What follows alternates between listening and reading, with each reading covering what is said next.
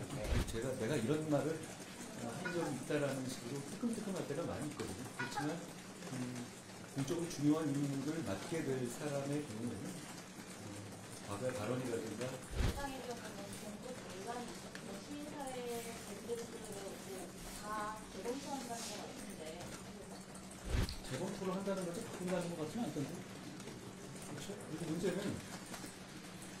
혹시 제가 어제 전달해 드렸던 질문에 답을 하셨는지 모르겠는데. 후보에서 다른 재검토 요구하셨는데 국민의 눈높이에 피해 많은 사람 수가 혹시 어떤 우리가 인생을 살면서 인생 전체에서 과오나 잘못된 언행을 하지 않기는 참 어렵습니다. 저도 이렇게 인생 전체를 되돌아보면 내가 이런 말을 한 적이 있다라는 식으로 뜨끔뜨끔할 때가 많이 있거든요. 그렇지만 공적으로 중요한 임무를 맡게 될 사람의 경우에는 과거의 발언이라든가 이런 발언들이 어떤 공적 이슈에 관한 것일 때는 그 내용의 심각성이라든가 그리고 그 이후에 그런 만약에 잘못된 생각이었다면 그런 걸 스스로 바로잡고 진심으로 생각을 바꿨는지 그런 여부도 중요할 것 같아요. 왜냐하면 과거의 언행보다는 현재와 미래의 언행이 당연히 더 중요합니다. 국민을 위해서 일을 해야 될 사람의 경우에는. 그렇지만 이제 과거의 언행이 그 현재나 미래에 어떤 해야 될 이 사람의 어떤 식으로 일하겠다는 걸 좀 보여주는 면이 있잖아요. 그럴 때는 좀 더 엄밀하게 봐야 된다라는 게 제 생각이고 어떤 결론을 내놓고 있는 건 아니지만 제가 상세한 내용을 다 보지는 않은 상태였기 때문에 그렇지만 공간위에서 그런 점까지 전체적으로 한번 엄밀하게 다시 볼 필요가 있다라는 판단을 해서 여러분들의 의견을 받아서 그렇게 정한 겁니다. 안녕하세요. 다름이 아니라 장해찬 후보 같은 경우에는 발언으로 논란이 있었는데 이 부분에 대해서 역시 마찬가지예요. 제가 말씀드린 것처럼 본인이 공적인 그 임무를 수행하지 않을 때 있어서 옛날에 했던 발언들을 하나하나 까게 되면 사실 부끄러움을 가질 사람들이 대부분일 거예요. 그렇지만 그 내용이 아까 말한 것처럼 공적 이슈에 관한 것이나 그리고 그 이후에 어떤 그 잘못을 바로 잡고 그 다음에 제거당 잡고 이런 부분이 중요하겠죠. 차이가 많이 있을 겁니다. 그러니까 예를 들어서 저희가 과거에 굉장히 극렬한 운동권 그리고 아주 심지어는 북한을 추종했던 이런 분들도 진정 입장을 바꾸고 그리고 그 부분에 관한 문제의식을 갖고 있다면 저희가 충분히 받아들일 수 있거든요. 그러니까 어떤 언행이 하나가 있었다만 가지고 해결할 문제는 아닌 것 같아요. 그런 기준으로 따지다면 민주당에 남아날 사람이 없을 것 같은데 제가 민주당을 탓하자는 취지가 아니라 어느 과거의 어떤 공인이 아니었을 때의 언행 후보 시절에 했던 후보 시절이나 공적 지위에서 했던 발언 같은 경우는 완전히 다른 일이죠. 그러지 않을 경우는 그것은 다각적으로 봐야 될 필요가 있다고 생각합니다. 위원장, 서울신문 죄송한데 안녕하세요. 예를 들어서 총선 기획단에서는 학교 폭력을 공수하는 게 사유라는 점이 있어서 공관위에서 그걸 발견했다고 했는데 공직자가 아닐 때 발언에 문제가 없었다 이런 취지로 설명하시는 분이 좀 모순이 아닌가 이런 식으로. 공직자가 아닐 때 발언이 문제가 없다는 얘기를 하면 제가 재검토 얘기를 안 했죠. 그렇죠? 제 말은 공직자였을 때 말하는 것과 공직자가 아니었을 때 말하는 건 차이가 있다는 겁니다. 책임 정도의 차이가 있죠. 예를 들어 공직자가 아닌데 학생 때 얘기한다든가 그런 부분까지 전부 다가 50년, 60년 인생을 다 훑었을 때 문제를 제기했을 때 그럴 발언을 할 때는 그 발언 내용이 어떤 공적 이슈인지 모르겠어요. 그리고 그 내용이 어떤 심각성 그리고 그 이후에 그걸 바로잡거나 반성한 적이 있는지 이거 종합적으로 봐야 한다는 말씀을 드립니다. 그런데 만약에 공적인 이슈, 지위에 있는 사람이 공적인 위치에 있는 사람이 그냥 그런 발언을 했다. 근데 오케이 내가 바로 주워 담을게. 이건 좀 상관이 다른 얘기잖아요. 이미 그거는 화살이 떠나가는 거고 그 차이가 있다는 것이지 공적인 지위가 있지 않을 때 한 과거 발언이라도 아무 문제가 없다? 그건 제 말씀을 오해하신 겁니다. 왜냐하면 제가 그동안 이 조치해온 것들이 그렇지 않았잖아요. 같은 맥락인데 이제 이 김태우 변호사 논란됐던 게 7일부터고 다음 날에 정영환 공관위원장님께서 다양성의 문제 없다라고 말씀을 하셨는데 어제 입장이신 건 11일이잖아요. 그럼 뒤늦었다는 비판에 대해서 어떻게 생각하세요? 그런데 사실 경선을 거쳤고 그 앞부분에 제가 보기에는 저는 사실 이 경선 들어가는 후보에 대한 이런 내용을 제가 잘 모르고 있던 상황이었는데 경선 과정에서 그 발언들이 사실 드러나거나 그리고 이 공천 과정, 공천을 검증하는 과정에서 확인되지는 않았던 것 같아요. 그 점은 좀 아쉽게 생각합니다.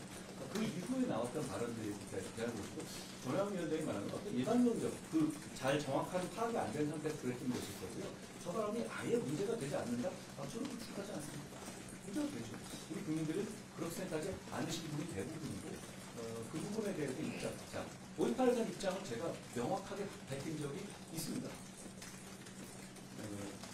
광주 5.18 내역에서 말씀드렸고, 그것이 저의 입장이고, 2024년 국민의힘의 입장이기도 합니다.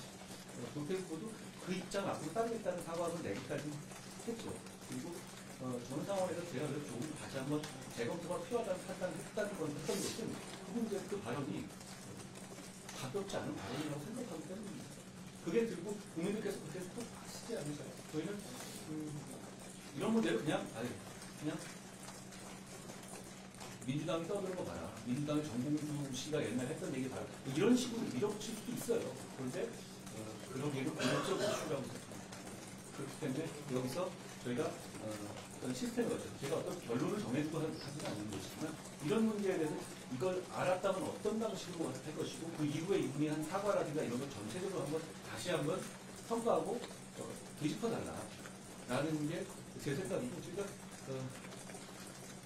제가 어차피 이렇게 하면은 이슈가 죽지 않고 더 커질 수도 있을 것 같아요. 그렇지만 이렇게 저희는 정면으로 한번 이야기해보고 그리고 이 과정을 통해 가지고 저희가 다시 한번 여러 가지 생각해 보는 것이 저는 우리 당이나 국민을 위해서 낫다고 생각합니다. 위원장님, 민주당에서는 종북 논란이 있었고 시민사회의 밴드들을 다 재검토한다는 것 같은데 재검토를 한다는 것도 바꾼다는 것 같지는 않던데. 그렇죠? 그리고 문제는 혹시 제가 어제 전달해 드렸던 질문에 답을 하셨는지 모르겠는데 비례대표 1번 문제는 그러면 민주당이 과연 동의하는 그런 반미 그리고 종북 그리고 한미연합사의 해체 그리고 이 연합훈련의 중지 이번 총선의 공약으로 내건 건지 저는 그게 궁금합니다. 어떤 맥락이 있을 거 아닙니까? 그렇지 않으면 1번으로 정했던 바꾸는 거 여부는 좀 봅시다. 어차피 왜냐하면 그거는 여론에 따라서 흔들리는 거잖아요. 그런데 그런 그 전지예신가요? 전지의 그 후보님 같은 경우는 그 생각이 굉장히 명확한 생각이에요. 저는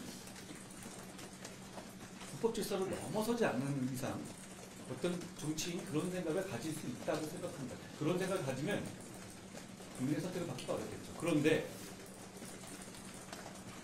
그런 분을 제1당의 비례 1번으로서 주류로서 신원 보증해서 국민에게 제1번으로 메뉴로서 드리는 것, 1번 목록으로 드리는 것, 대표 선수를 올리는 것, 이건 다른 얘기입니다. 그건 그분의 정책을 민주당이 공감하고 밀어주겠다는 뜻일 수밖에 없거든요. 그 점에 대해서 답을 해야 한다고 생각해요. 그분을 걸렸으니까 문제될 것 같으니까 뺀다 안 뺀다 이 문제가 아니라 이 문제에 관한 정책적인 답을 서로 해야 된다고 생각해요. 저는 한미연합사가 먼저 말씀드립니다. 한미연합사가 유지되어야 하고 그리고 연합훈련이 지금 같은 한국 상황에서 반드시 필요하다고 생각합니다. 저는 우리나라가 여기까지 오게 된 몇 가지 장면 중에서 제가 늘 말하는 소득개혁과 한미상호 방어조약이 대단히 중요한 발전의 근간이었다고 생각하거든요. 그런데 민주당은 그렇게 생각하지 않는 것 같아요. 말이 아니라 행동으로 보여준 것인데 비례 1번으로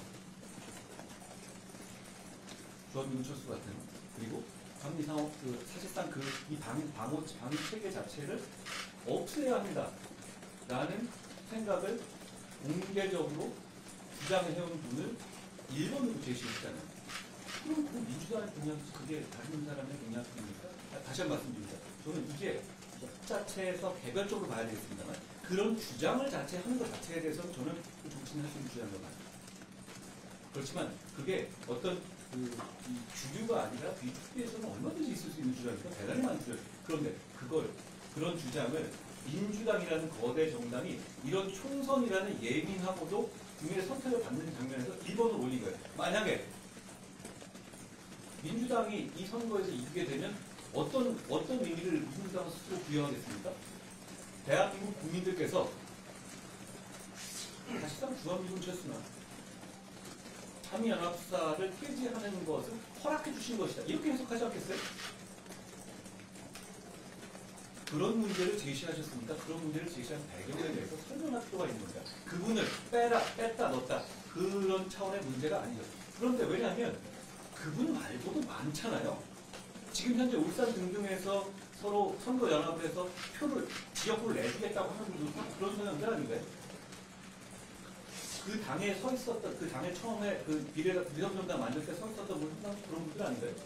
그러니까 그건 그분 한 분을 바꾼다라고 해서 해결될 수 있는 문제가 아니라 그냥 우리 정책적으로 얘기해 보자는 거 아닙니까? 제 말에 대해 다 표현하겠습니다. 국민들은 알고 찍으셔야 될 거예요.